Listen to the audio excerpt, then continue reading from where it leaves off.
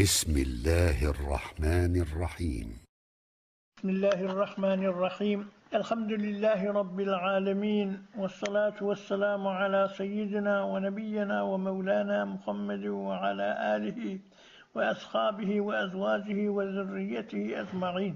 حرمة المسلمان دغلر السلام عليكم ورحمة الله وبركاته. Barınızda sağlık, hoşluk, kubarşı işlerden üstünlük dile getiriyoruz. Umid ediyoruz bu şerif Ramazan ayında tutan rozalarınızı bitiren ayrı ibadetleriniz Huda dergahından kabul olsun. Bu indi bolsa sizin aytsınız yani araatının sorulara girişeyiz. Salamat bolun hormatly ustad, minnettar. Alyp barýan işleriňizde usuluk arzu etýärs. Sizin ayşyňyz ýaly hormatly ustad eglenmäni gelen turfullara, soraglara girişeýli. Bozok girişeýli. Afganistan'ın Bakı Solayetinin marşağı havasının zemuriyen, hormatly Türkmen Radyosu'nun müdiri Hacı Oraz Muhammed Kurmali ve hemme radyo işgärlerine salam etýän. Salamdan soň buların çeken zahmetini Allah Taala'nın keremli dergahında kabul bolmagy dileýän. Hop şerde hormatly Hacı Ahun agamyz Hanafi aga salam etýän, salamdan soň buların çeken zahmetlerini Allah Tebarek ve Taala'nın keremli dergahında kabul bolmagy diläp, iki sanak sorag bilen yüzlenýän. Owalky soragym bizim obamyzda takriban 5-den 15 ya 20 minut ötende gün doğýar. Aya gün doğýan wagtynda näçe mezenni öňünçekden atýar. 2 saat mi ya köpürek mi ya azrak mı şunu bir açıklap verseniz minnettar bolacak. İkinci soragym. Akşam namazdan soň ýatsı namazyň wagty kaçan girýär? Aya 1,5 saatdan girýärmi ya 1 saat 10 minutdan ya 1 saat 15 ya 20 minutdan girýärmi? Bizim ovamızda takriban 40 mescit var. Bazı mescitlerde 1 saat 10 ya 15 ya 20 ötende okuyar. Ama biz mescidimizde 1 saat 30 minutta okuyar. Yani 1,5 saat akşam namazdan soň okuyar. Aya şol 1 saat 10 ya 15 ya 20 ötende okuyarların münasibrakmy ya bizim 1,5 saat ötende okuyuşumuz münasibrakmy? Şunu bir açıklap berseňiz. Näme bizden bazı ýaş ulularymız itiraz minnet etýärler. Aya ol 1 saat 10 ya 15 ya 20 ötende okuyarlar näme? Sen 1,5 saat okuyarsın diýip. Biz bolsa edi bildigimizden edince ibadetimiz ýerine ýetsin diýip 1,5 saat ötende okuyar. Aya şol ýaş ulularyň minnetini eşitip 1,5 saat okamalymy? Ya öňrek okymaga ýol barmy? Ahun agamyz şunu bir açyklap berseler minnettar boljak. Edep bilen format bilen jidden haýyş etýän radio işgärlerinden meniň bul sözüm sizin ve Ahun agamyzyň kızıldan gymmat wagtlaryňyzy alsa da Hacı Ahun agamyzyň şekerden şirin baldan süýjü jogaplaryny alyp şol gün seher antana berseňiz juda minnettar boljak. Afganistanyň Marçak obatyndan hemişeki muhlis dinleýijiňiz Molla Gurban Weli Hacı Şah Mahmud ogly. Hormatly ustad, deslapky turfuny dinledik. Awganistan doğanmyz medenne iki sorag bilen yüzlemdiler, jogap sizden. Bozok. Bir hormatly doğanmyz Molla Gurban Weli Hacı Mahmud ogly bilen tanıdypdyr. Marçak diýen obadan Batgaýş diýen welaýetinden bir doğanmyzyň arasyndan soraglar şeýle ki, Ünçak aýtdylar ki, bizim obamyzda mezenne 5'ten bir näçe daýga geçenne, bir näçe minut geçenne gün doğýar diýipdir. Indi şoň süjüre bolsa, daň sagat näçede mezenne atýan bolmaly. Ondan soň ýene aýtdylar ki, ýatsyn wagtym şeýle. Gün ýaşandan näçe minut mezenne geçenne, ýatsyn wagty gelýär. Bizim obamyzda mezenne 40 mescit bar diýipdir. Yani şu mescitlerin her gaýsy ýatsyn wagtyny bir wagtrakda alan çekip okuyarlar diýipdir. Indi meselen bir näçeler gün ýaşandan 1 saat 10 minut geçenne alan çekip ýatsyn okuyar. Bir näçeler 15 minut geçenne, bir näçeler 20 minut geçenne.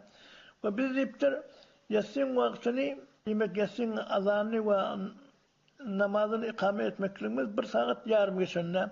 Biz alan çekerse okuyar. Yani bizden iradeli bir näçe ahwalar diýipdir. Sizden beter ýatsaňyz gije goýaňyz diýip aýtýarlar bize diýipdir. Indi şoň haýsy dogurrak şugurda bir gerek bolan zatlar aýdyp eşitdirseňiz diýipdir. Hormatly dogan. Indi bir aýtýan zatyňyz mutam bir wagtda bir halatda bolmaýar. Yani meselen gün daňa tandan taw gün goýansa, ka wagt melenne sagat ýarym bolýar. Ka wagtlar tagriban 1 saat 40 daýga bolýar. Ka wagt 1 saat 45 daýga bolýar. Yatsı bilen akşamın arası hem şeyle. Ka wagt gün ýaşandan 1 saat ýarym geçeni ýatsyn wagty girýär. Kevakt 1 saat 25 dakika geçen yatsın vakti giriyor. Kevakta 1 saat 40 dakika geçen yatsın vakti giriyor. Ve kevaktlar 1 saat 50 dakika geçen yatsın vakti giriyor. Elbette bunu hükmen 1 saatte falan vakti dip olmuyor. Yani bir adı belirlemeli ki, mesela akşam bilen son yatsın arası, dağıtar bilen günlüğünün arası, takriben ikisi dengrek. İnni mesela gün yaşaya, gün yaşandan sonra inni yatsı vakti girecek olsa, hiv olmasa 1 saat yarım geçmeli. Saat yarım geçmese, bizim eden tecrübemize göre yatsın vakti girmeye.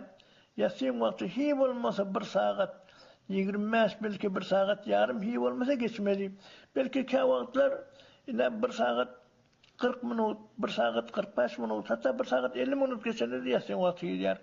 Ve kitaplarda aydılsam şeyle ki, bir namazın vaktini, inni şonu girenine alan çekte namaz okuyar olsan, şol vaktin hükmen girenine itminan tapmalı.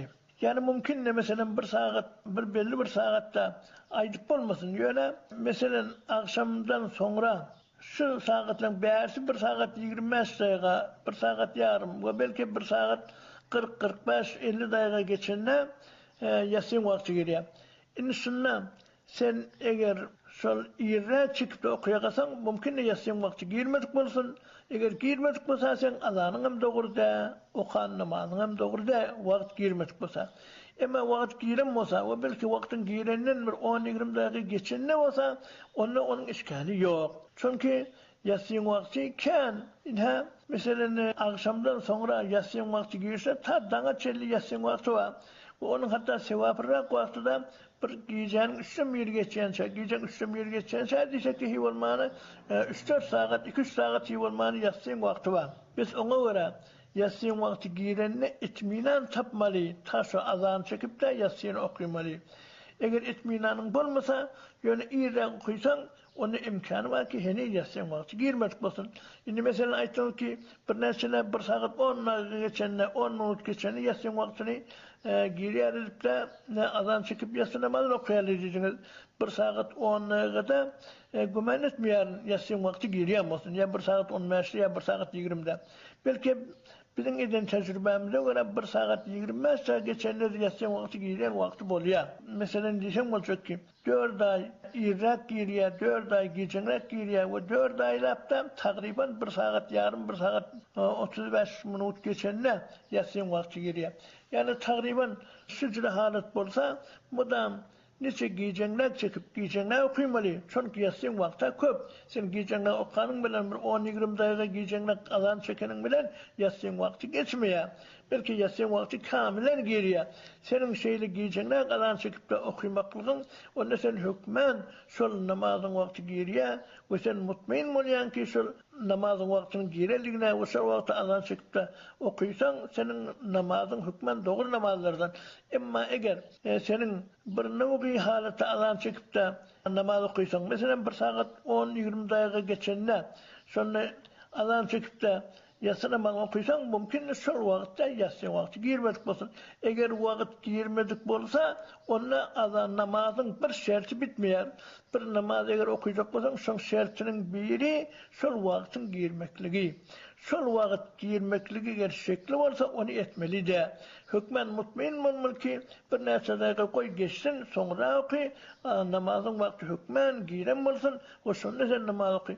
Şimdi mesela hava kızan vakitlarda hava çayla kılmağı durur. Mesela yazın günlerine takayım ki şu günler boruya onunla bir miktar giyecekler kesin vakti giriyor. Bes bir miktar giyecekler giriyor olsa ben şu cüre vakitlarda 1 saat iyi olmanı bir 40 dakika 45 dakika geçenine yatsın vakti giriyor. Bes onunla 1 saat 10 minutta mıdam geçip de okuyan adam hükmen bir neyse namazına yine hasbir ki hem namazını namazın vakti girmek, azan çekip girmek okuya. O namaz hatmen doğru bolmaya. Biz ona göre şurada mutmain olmalı. Şu namazın vakti hükmen girsin. Mümkün de bir neyse vakitler 1 saat 25-30 dakika geçenine de yatsın vakti giriyen olsun. Elbette onunla bir saygarıp olmaya. Özünün bir ilmi var. Şol vakitleri bildiriyen bir ilmi var. Şol ilmini bilyen adamlar onu saygarıyarlar. Eğer onu bilmeyen olsan onunla Daqiqan sen barıptayın hem şol namazın bir giriyen vaktinde günün doğuşu, günün şafakının yasışı, saatleri anlatmalı oluyor. Mesela akşam namazı gün yaşanına giriyor. Bana hiç günü şüphe yok. Ama ondan sonra gün yaşıyor. Gün yaşanına henüz akşam namazın vakti. Gün yaşanına şol günün yaşan yer anladığında tam kızıl oluyordur. Bu bir miktar bir neçe minut geçende sarımtırak oluyor. O sarımtırak olandan sonra onun izyanına ağarıyor. Şu sarımtırak olayanın üstü şu tay ağarıyor. Bu inni şafak diyeni bir kavul, şol kızıla şafak diyor. Şu sarımtırak, şu kızırak da var. Şuna şafak diyor. Şu yaşanı yaşayan vakti giriyor diyor. Ama bir rivayette var ki Hazreti Ebu Hanife rahmetullahi aleyh onu takit bilen aydıptır. Şol ak şafak deyiptir. Hatta Peygamber aleyhissalatu vesselam'ın aydan sözlerinden delil edip getiriyor da ki şol ak şafak diyor. Ol ak inni bilemek giyecekler keser. Ak onlardan giyecekler keser. Biz ona göre inni sen şol sarımtırak yaşanına okuyagasan onun vaktin girmezliği şekli oluyor. Ama şol ak da yaşanına sonra mutmain mulki yaşayan vakti giriyor. O da hiç olmasa gün yaşanan inni şu günler aysak bir saat hiç olmasa 40-45 saat geçene sonra şol ak şafak yaşar. Vaktin girerliği mutmain oluyor. Yoksa vaktin girmekliği şekli oluyor. Hormatly salamat bolun minnettar. İnşallah bir Afganistan doğumuz hem öz aratan sorularının cevabını eşitip de peydalanan bolsunlar, ordaş bolsanız yine telefonma eşitayli. Olacak eşleri. Ahunlarının bazarda dişek olabilir ulyani. Şimdi ortadan kadar skori şun bir sual et beraber böyle muntazir şun telefon cevabını. Şun ortadan kadar skori şun irad müşkülü var diyecek olabilir mi? Şun kenarının almalı yerle onun ikinci programında şu bir karın aşağının ağaç koyup da alayak biliyor musun? Şu ağaç koymalı diyerler. Şöyle bir ahunlardan bir açıklat beraber bakımraş teyori kovulacak milletler. Hormatly bu telefonu dinledik doğulmadan beri жаңыдып da sorular bilen yüzlendiler enne cevap size. Ve ma bir doğanların arasından sorup şöyle ki bir kişi dünyadan kaydına şuna kabir kazıyarsa şunu sayılamızın süreyim şunu şeyle şunun kabir işini enzam veriyoruz. Bu sonra biz şun evunçak bir çukur kazıp da şu çukurun orta arasını iç çukur kazıyarız. Bu sonra yine bir neseler doğru değil diyecek oluyorlar. Ondan sonra yine izine ayıptırlar ki şol içki çukurun ağlına fakat karı koymalı. Ondan başka koymalı değil diyorlar. Ve biz son bir miktar arasında ağaç hem koyarız. Çünkü bir kargın özü onun koyulan kumları tahammül etmeyer. Ona göre bir miktar ağaç hem son koyarız. Ve son ağaç koyamıza son ağacı da doğru değil diyecek oluyorlar. Şunu da bir açıklayıp verseniz deyiptir.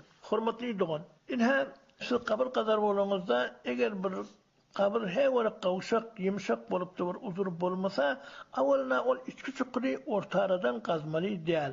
Belki onun aşağı kenarından demek şol kıbla taraf kenarından şol kaptalından oyup şeydip içki çukuru kazmalı. Eğer kabrin orta arasından kazsan ol avadan değil, ol doğru görülen hili değil. Yani eğer uzur olsa, yani yer kavuşarak olsa, eğer şol kaptalını kevip de şeydip içki çukuru kazsan, onu her an bunun korfatmaklığı ihtimal var olsa, onun işgali yok. Onu bir miktar ortasından bulmasa şol aşağı kaptanına yakınarak da şeyip de kazsanız, onun bir işgali yok. Yoksa eğer sözüne bolmasa, sözüne kavşaklık bolmasa, yer katı olsa, yeri şol kaptanın oğuyunuzda da eğer tahammül var olsa, korkatacak değil olsa, onu hükmen şu kıbla tarafından oğuyup, şeydip üç çukurunu kazmalı. Ondan sonra da üç çukurun bär kaptanlarına kargıdır, ya kargının aralığından bir miktar ağaçtır, şeyle bir rastlar koyup da, onun bärsine de şeyle kum koymalı.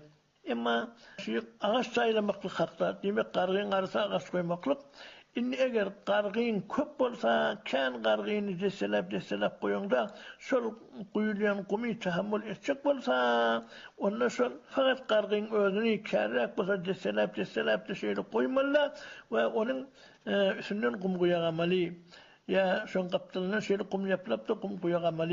Eğer oyup da çukur kazanmasan. Ama ortasında masa onunla şu deselep kargıyını koyup da üstüne şöyle kum koyamalı. Ama eğer o türlü kargıyınız kendi ya kargıyın tahammül yok olsa onun arasından bir miktar ağaç koyanın böyle işgali yok. Çünkü o uzur oluyor.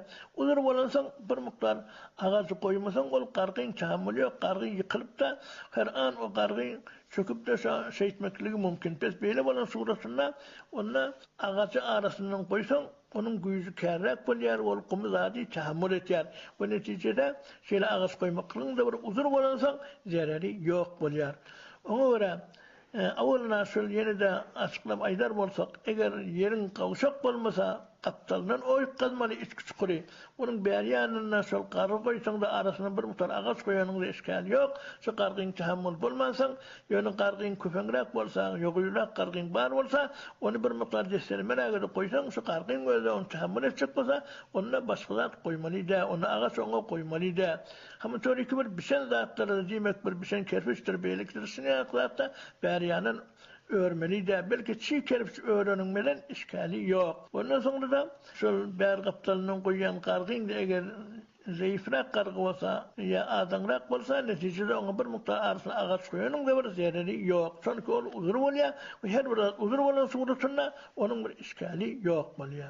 Salamat bolun hormol ustad minnettar ýene telefonma eşdaýlyn. Bozok eşdaýly. Assalamu alaikum. Arman Allah wa. Aqunağıdan bir soragym vardy. Bir adam ölünden sonra zinaga çıkarılandan sonra telekti ýapsykty diýip aýdylýar. Aýa şu ýapsykty näme şip aýdylýar. Ondan sonra da aýa bir adam ölünden sonra şu bir adam onun hewr narat bolsa aýa şoňa telekti diýip aýdyp bolýarmy bolmaýarmy? Şoň bir aýdyp berýär minnetler. Sag bolun. Maşallah. Hormol ustad bu telefony siz bilen hemra diňledik. Ýene doganmyň biri bir sorag bilen üzülenipdiler jogap size. Bozok. Bir hormatly doganmyz özüniň aratyny soragyny aýtdylar ki, bir kişi ölüp dünyeden gaýdanna şonu ýuwup kefelläp de oňa zinaza çykylýar. Şu zinaza çykylandan sonra indi falany oğul falany ya falany gyz falany näzire kişi diýip de duran adamlardan soralýar. Bu duran adamlaryň hemmesi ýaxşy kişi diýip de şeýle jogap berýärler. Aýa şunu aýtmakly kökmen gereklimi? Bu indi mümkin bir adam şol ölen adamdan narda bolsun, ol bir okşan şahit haqqını ýipdir ya ona izet beripdir. Gara şeýle narahat bolsa, ol ýaxşy kişi däl, ya ýaman kişi diýmekligi näzire bolar. Ya-da her kim her näme bolsun, şol soralanyna ya şoňa ýaxşy kişi jogap bermeli, ya-da sesini çykarman durmalymy? Şunu bir açyklap berseňiz diýipdir. Hormatly dogan. Inha Peygamber aleyhissalatu vesselam aýtdylar ki, bir dünýeden gaýdan adama mydam gawa adam diýin. Şoň gawsyny aýdyň, çelekesini aýtmaň diýipdir. Hatta ýene-de şeýle bir şoňyň içinde bir sözüni aýtdyr ki, Peygamber aleyhissalatu vesselam bir adama, beýleki adamlar şu adam, gawa adam ýaxşy kişi diýse, Allah Taala da şonu ýaxşy biler. Allah Taala da şonu şu gawa adamlygyny kabul eder. Şu başga adamlaryň kefi şol aýdylsa, şol täsiri bolýar şoň diýipdir. Biz oňa görä bir kişi şeýle dünýeden gaýtdy. Onu şeýle garada zina çykyldy, ýola salmaly bolanlar, indi falany oğul falany, ya falany gyz falany, näzire kişi diýip soralarlar, gawsy ki, garada gawsyn tereközüni hemmeler ona şu ýaxşy kişi diýip şoňa şeýle jogap bermeli. Indi mümkin bir wagt sözüň aýtsaňyz ýa bir adam ondan anjypdyr, bir adama ezet beripdir, bir adam garaşyna zerer çekipdir. Olny sizin çykarman durmaklygyna bir işgali ýok. Ýöne eger diýse şol ýaxşy kişi diýmeli. Ýok, diýmese de ýok, ol ýaxşy da ýaman kişi diýmekligiň ýok, onu etmeli de. Her näme ol dünýäden el üzülli, dünýäden ol aýryldy. Indi onuň bir ibadet edip bir gawy etmekligi imkany ýok. Oňa görä ýerine kılan, oňa kömek bermese bermeli, oňa zarar bermeli der. Oňa görä şu zarar çeken adamlarda şol adama ýaxşy kişi diýseler aqaldat, ýok ýaxşy kişi diýmeseler de ýöne çykarmany dur bermeli. Ýöne eger sizde bir zarar çeken bir adam bolmasa, bir äşka çomulgaty çelekeligini gören bolmasa, hemme adamlar onu ýaxşy kişi diýip şonu şeýle jogap bermeli. Ta belki Allah Taala da onu ýaxşy bilip de onuň günahlarını geçsin, onuň şeýle ýalkanmaklygyna sebäp bolsun. Hormol ustad salamat bolun minnettar. Soralara jogap bölümine berilen wagtem gutarp bardy. Tagir ýalhasyn. Bolýar, hoş salamat bolun. برای مشاهده ویدیوهای بیشتر به کانال یوتیوب سخنرانی های علمای ترکمن سر بزنید، مشترک بشید و منتشر کنید، اجر ببرید.